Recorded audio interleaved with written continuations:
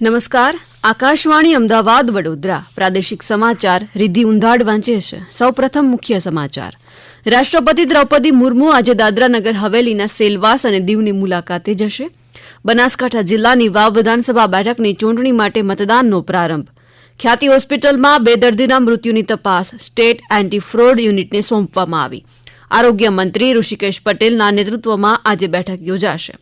રાજ્યના 14 નગરો અને 1 મહાનગરમાં વિવિધ વિકાસ કાર્યો માટે 254 કરોડ રૂપિયાના કામોને મંજૂરી.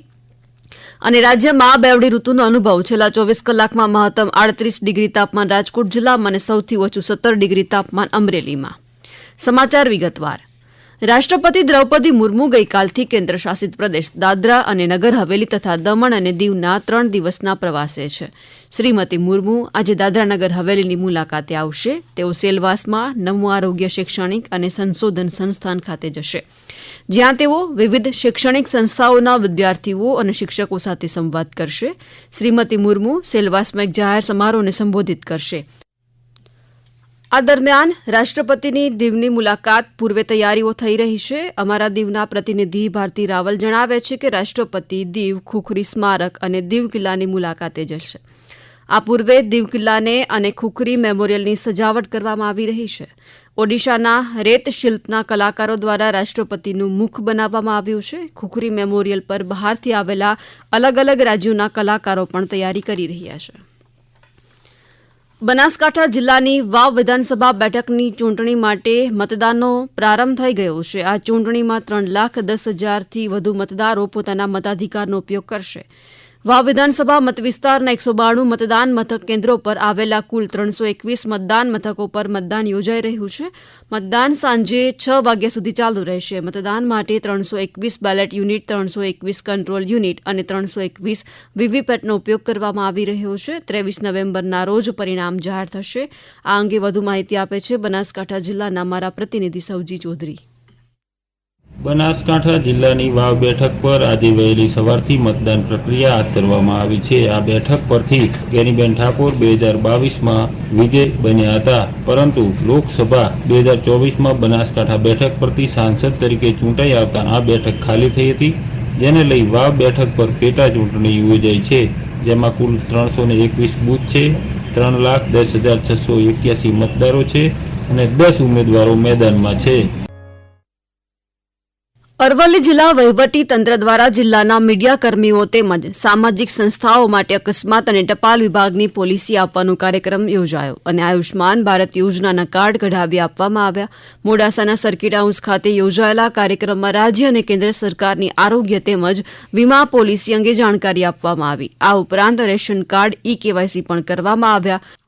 ટપાલ વિભાગ દ્વારા ટપાલ ટિકિટ સંગ્રહ કરવા માટે નવા પગલાં લેવામાં આવી રહ્યા છે. તેના ભાગરૂપે ગઈકાલે રાજકોટમાં સેન્ટ પોલ સ્કૂલના રજત જયંતિ વર્ષ નિમિત્તે રાજકોટના પોસ્ટ માસ્ટર જનરલ કૃષ્ણકુમાર યાદવે વિશેષ આવરણનું વિમોચન કર્યું.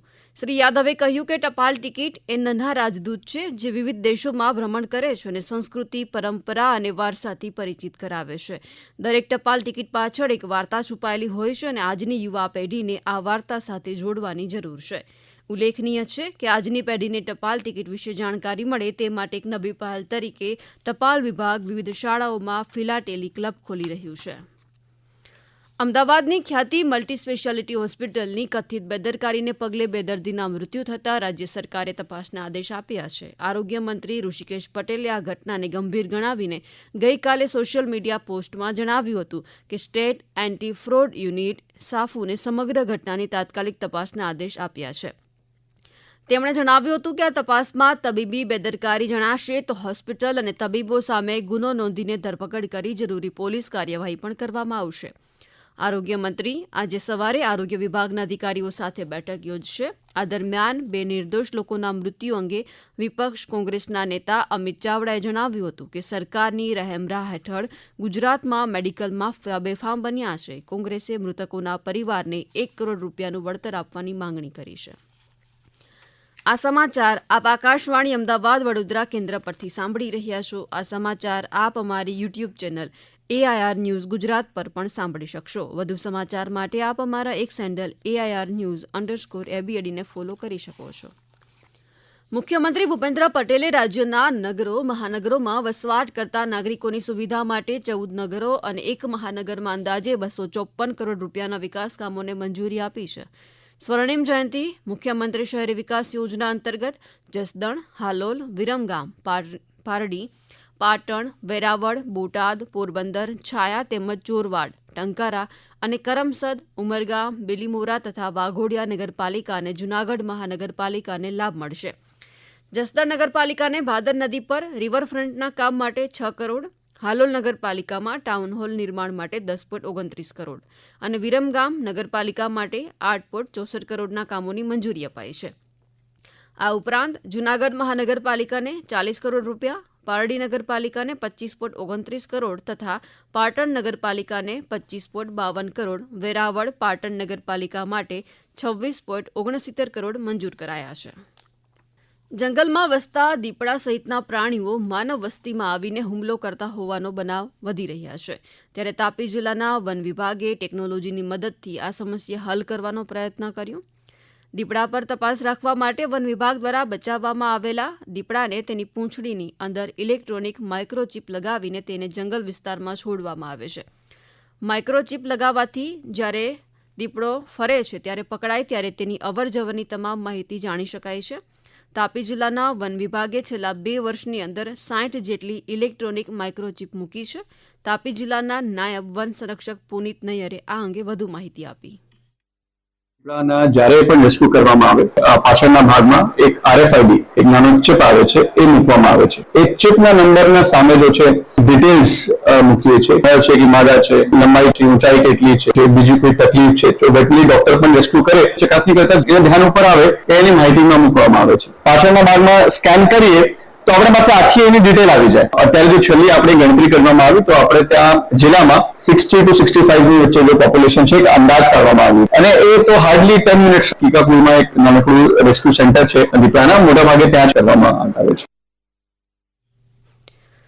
રાજ્યમાં હાલ બેવડી ઋતુનો અનુભવ થઈ રહ્યો છે. નવેમ્બર મહિનામાં પણ હજુ દિવસે ગરમી હોય છે. જોકે દરિયાકાંઠાના જિલ્લાઓમાં તાપમાનનો પારો 1 થી 2 ડિગ્રી ઘટ્યો છે.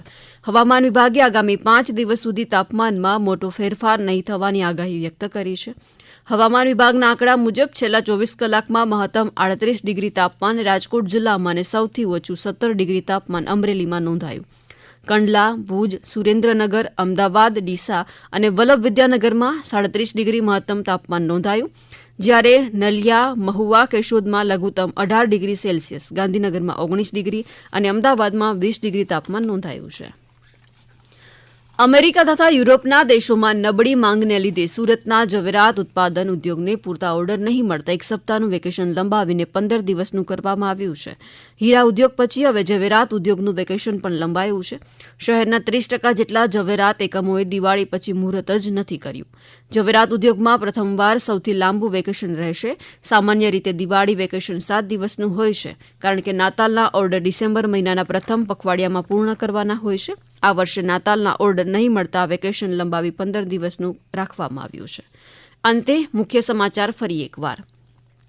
રાષ્ટ્રપતિ દ્રૌપદી મુર્મુ આજે દાદરાનગર હવેલીના સેલવાસ અને દીવની મુલાકાતે જશે. બનાસકાંઠા જિલ્લાની વાવ વિધાનસભા બેઠકની ચૂંટણી માટે મતદાનનો પ્રારંભ.